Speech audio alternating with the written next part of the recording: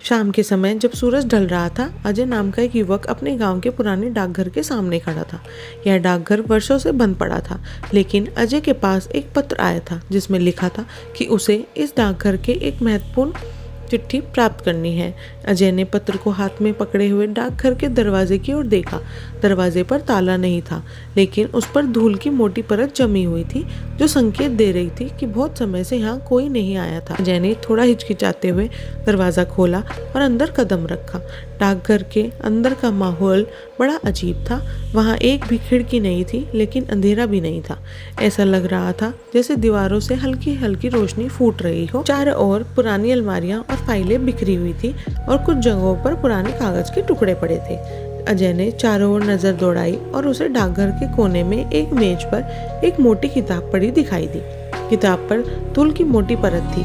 उसने धीरे से किताब उठाई और उसकी धूल झाड़ दी। जब उसने किताब का पहला पन्ना पलटा तो उसमें कुछ अजीब सा लिखा हुआ था।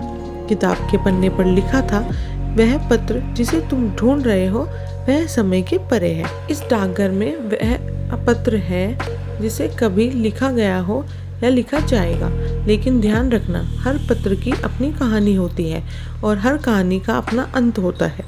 अजय ने किताब बंद की और मेज के ऊपर लगे पुराने लकड़ी के दराज को खींचा।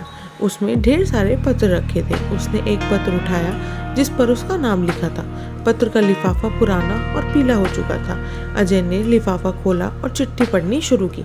चिट्ठी में लिखा था, प्रिय अजय, अगर तुम यह पत्र पढ़ रहे हो तो इसका मतलब है कि तुम वह व्यक्ति हो जिसने हमारे डाकघर के रहस्यों को जानने की हिम्मत की।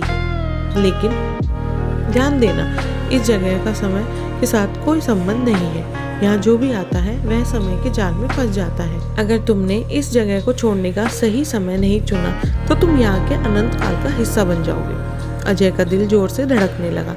उसने चारों ओर देखा, लेकिन वहाँ कोई नहीं था। फिर उसने पत्र के अंतिम पंक्तियों को पढ़ा।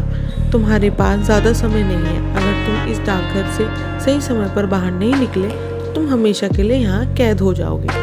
अजय ने पत्र को वापस लिफाफे में डाला और तेजी से दरवाजे की ओर बढ़ा, लेकिन जैसे ही उसने दरवाजे की तरफ कदम बढ़ाए उसे लगा कि डाकघर की दीवारें सिकुड़ने लगी हैं। उसकी गति धीमी हो गई और दरवाजा उससे दूर होता चला गया।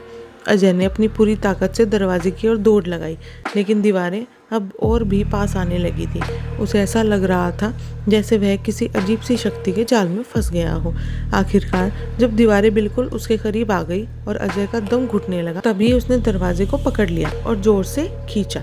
जैसे ही दरवाजा खुला, अजय बाहर निकल गया। वह जमीन पर गिर पड़ा और उसकी सांसें तेज से चल रही थी। उसने चारों ओर देखा और पाया कि वह अब वापस अपने गांव की सड़क पर था।